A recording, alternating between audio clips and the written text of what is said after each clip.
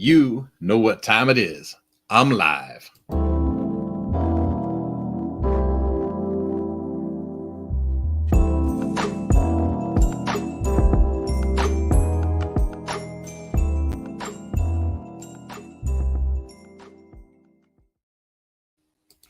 I am thrilled to be back with you today. We are live again, just as promised, live every day this month. And I'm coming at you today with kind of a different topic.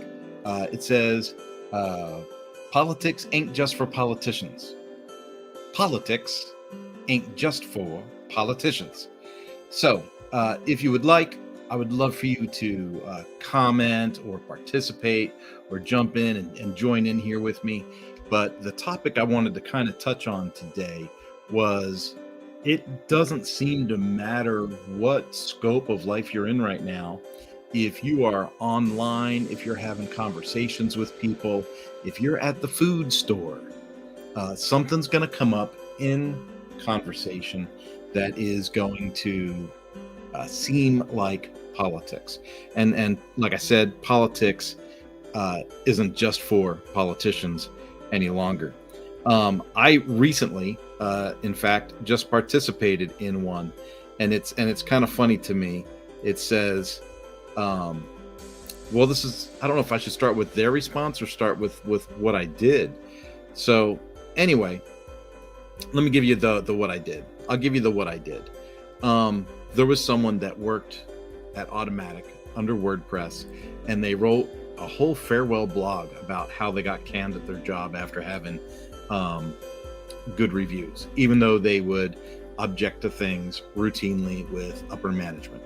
So you see this as a strong-willed person, through their own admission, strong-willed person that objects to the direction and the motion of the company, even though he's willing to perform his job well. See, what people miss, especially in a corporate sense, is just because someone can perform the job well does not mean that they are great employees. Great employees embrace the corporate vision.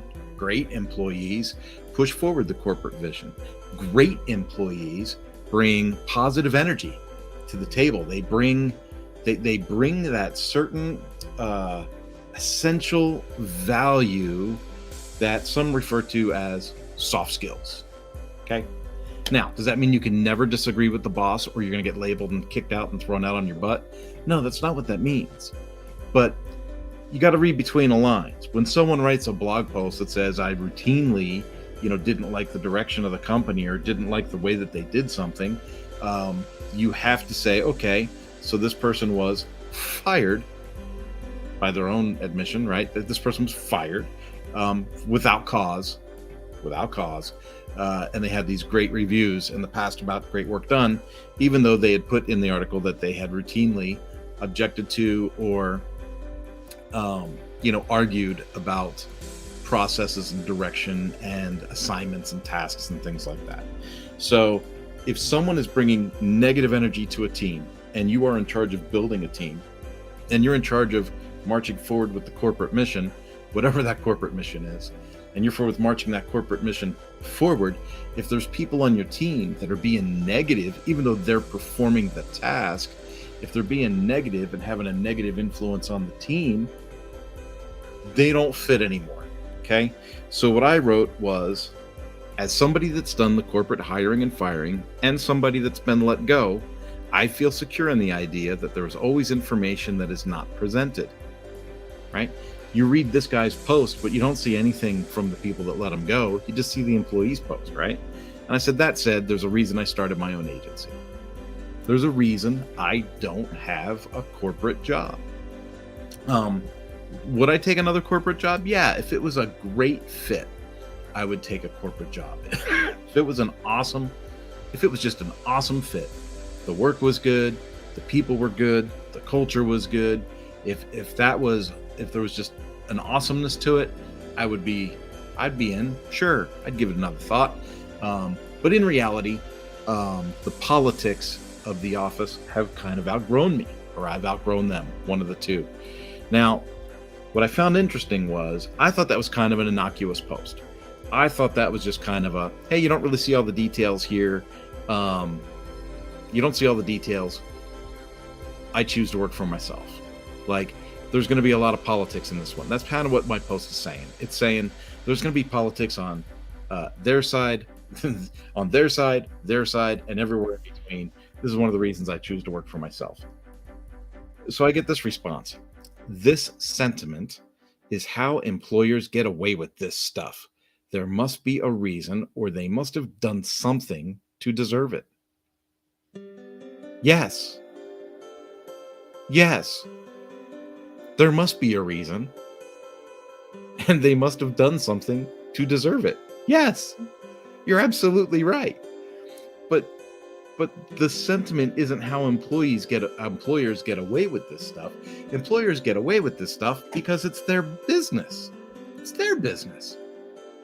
When I bring someone on to Mañana No Mas and I employ them and I put them to work on a task and we collaborate and the energy's good and we both come to the table with ideas and I give them their share of the job, I take my share of the job, we perform well as a team, and at the end we divvy up the funding however we agreed to do so. They're happy, I'm happy. You think I'm bringing them back? Yes, I'm bringing them back. They come to the table and they're nitpicking and they don't like the way that this project is going and they think the customer's crazy all the time and they always have some kind of a negativity that they bring into the call or the Zoom call. Do you think I'm bringing them back? No. So in the post, when it says, this sentiment is how employers get away with this stuff, this employee attitude where the employee is all entitled and untouchable and employers have no say in who is working for them is kind of crazy to me. I don't understand that. So again, the post we all commented on was just an employee's view of being fired, how they got good reviews even though they argued with management constantly and somehow got let go, and then said for no cause. Well, the cause is kind of written in between the lines of what they wrote themselves. By what they wrote, they weren't a team player. They didn't bring positivity to the table. They may have performed the minimum tasks and gotten good scores on a review, but that doesn't mean that they were good team players. When you are a leader of a group or an organization, and I cover this in my book, Action Leadership from the Edge, when you are in that space and you're responsible to lead a team, and I can see some folks coming in live, so if you've got comments, feel free to jump in on the comment section here. I was kind of expecting this one to be a little bit of a barn burner and get some people coming and going in the comment area. But if you are an employer, you're a team builder, you're a leader within the course, within the environment for building this team, you have a responsibility to that team. Your responsibility is to keep the energy up, keep the vision casting going. You're looking for future leaders. The only way to be a really good leader is to bring up new leaders, right? And so you want to have a pool of potential new leaders working on your team. If you have people that are actively dissenting within the ranks and actively, spewing negativity or affecting others' productivity, regardless of their own production, if they are soiling the dirt of other plants within the garden, an employer needs to make that hard decision. They need to make that go away. And so it always kind of blows me away when people are like, well, we can't let bosses get away with this. We can't let people think they run their own companies, And then when I get a post that says, well, this is exactly what we're talking about, you're letting employers get away with this. It's like, that's kind of weird.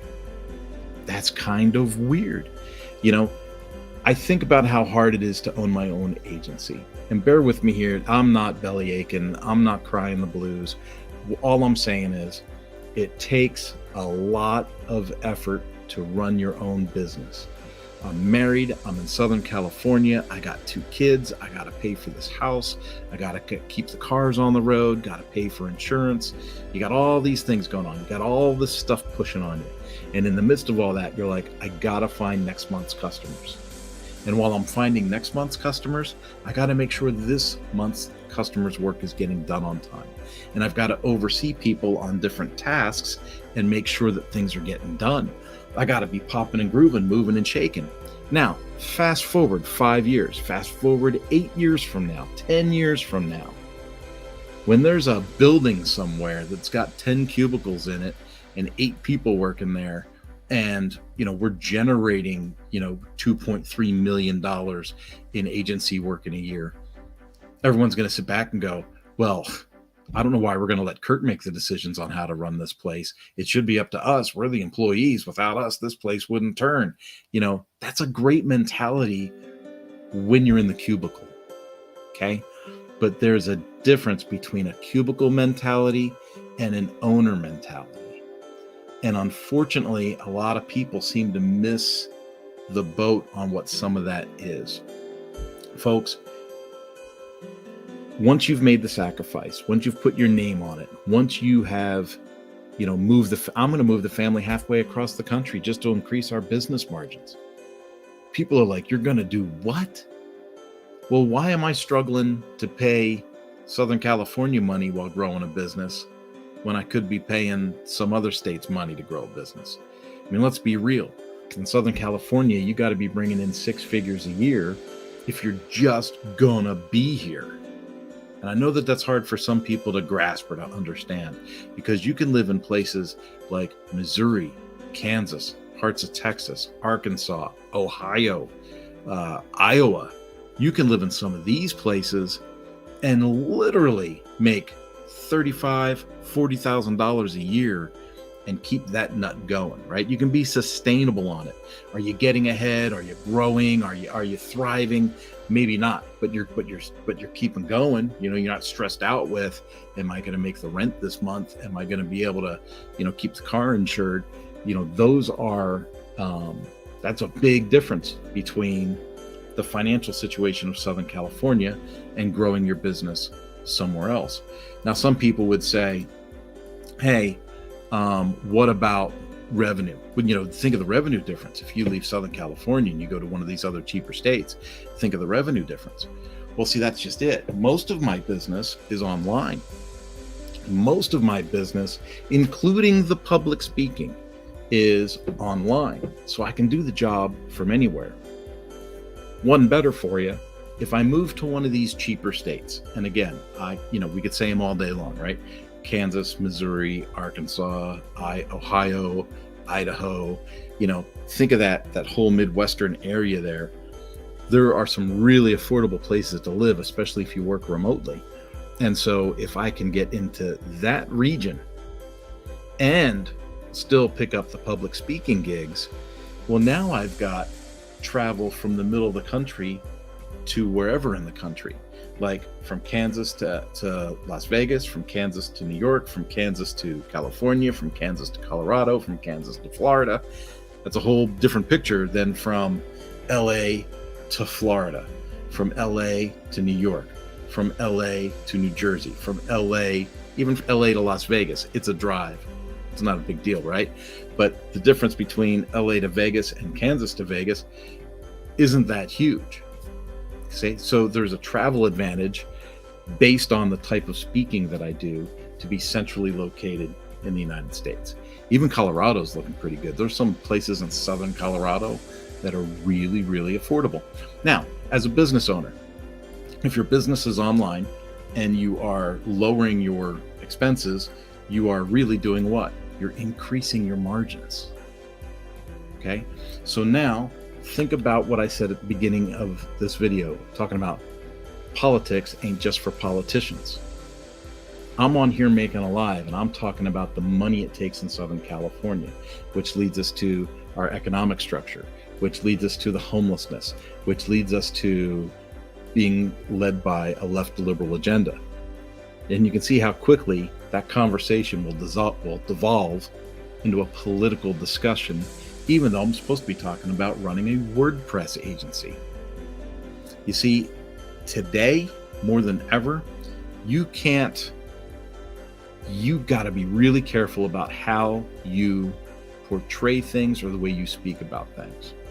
For instance, I work in the WordPress space. I love working with WordPress.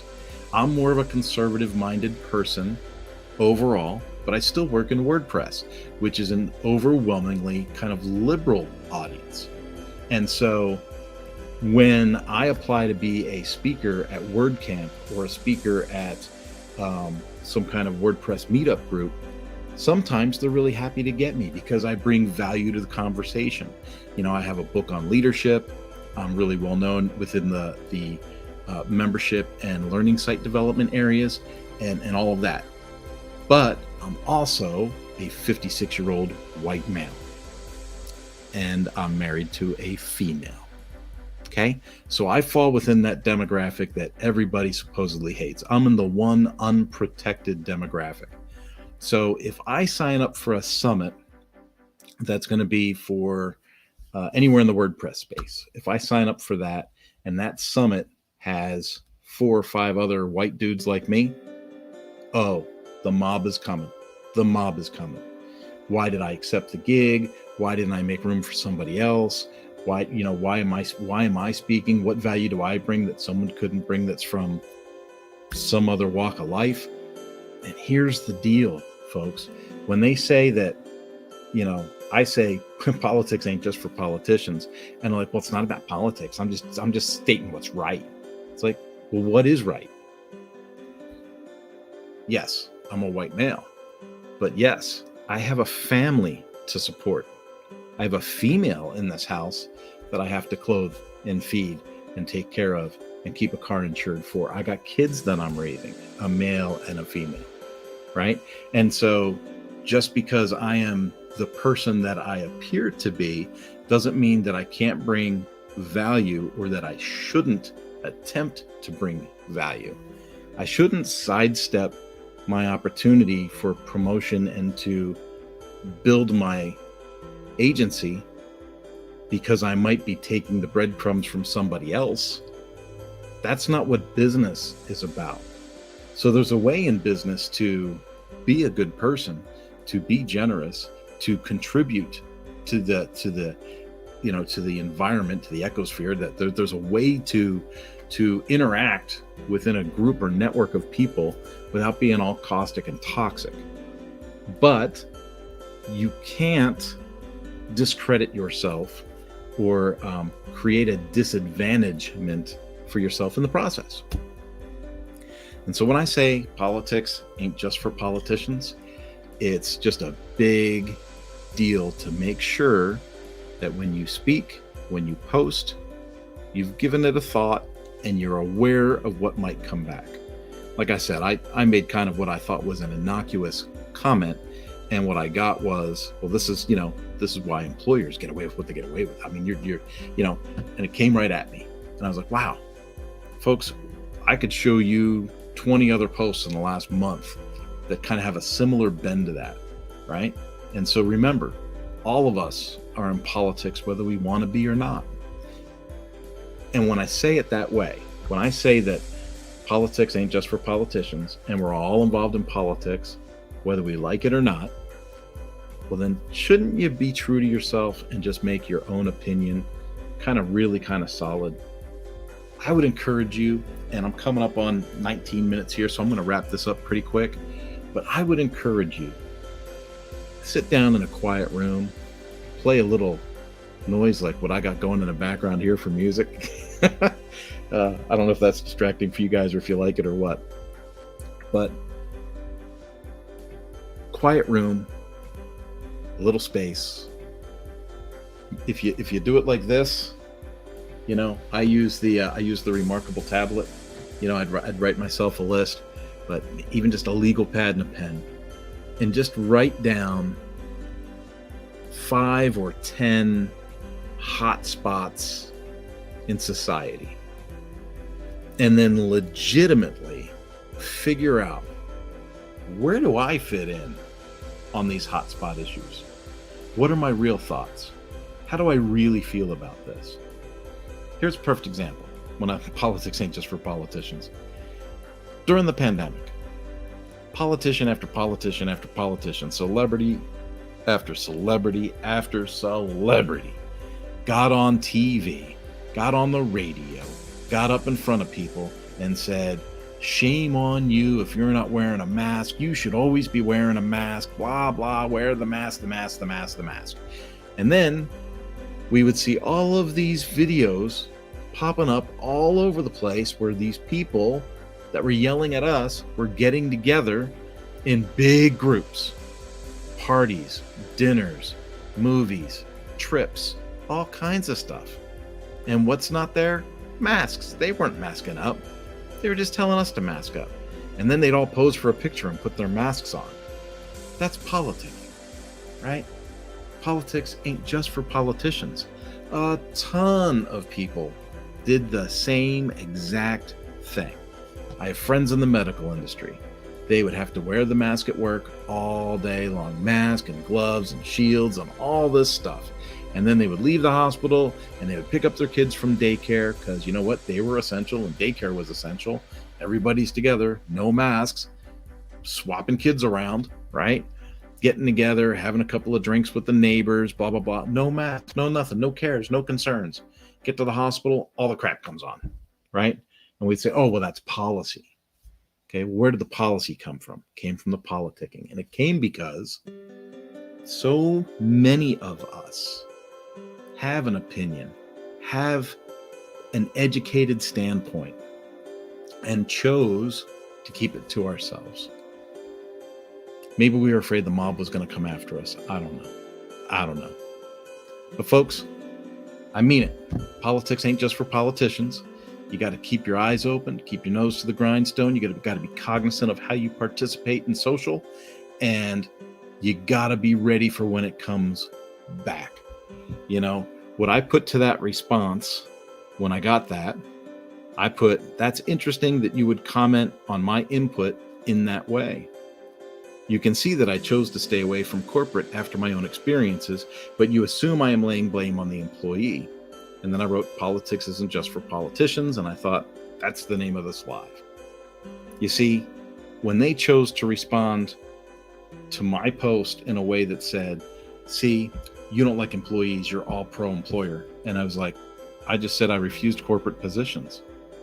Like, I don't understand. And that's what happens when politics takes over. When politics takes over in the conversation, the details, the facts, and the information that is shared, well, some of that gets erased or disregarded, and it lends bias to the response. So you always want to pay attention to the details, gather your facts. And unlike some other people in the media, I'm going to tell you, go ahead and do your own research. Go ahead and do as much research as you want. All right, folks, that's our live for today. I will see you another time. I appreciate you. We didn't have too much activity here live. Maybe 3 o'clock in the afternoon's a bad time because I've done these at 8 o'clock at night and had a ton of people show up. So I'll keep playing with the times. If you see this on the replay and you want to interact, go ahead and leave a comment. I'd love to see you. Love to hear from you. Talk to you soon. Bye-bye.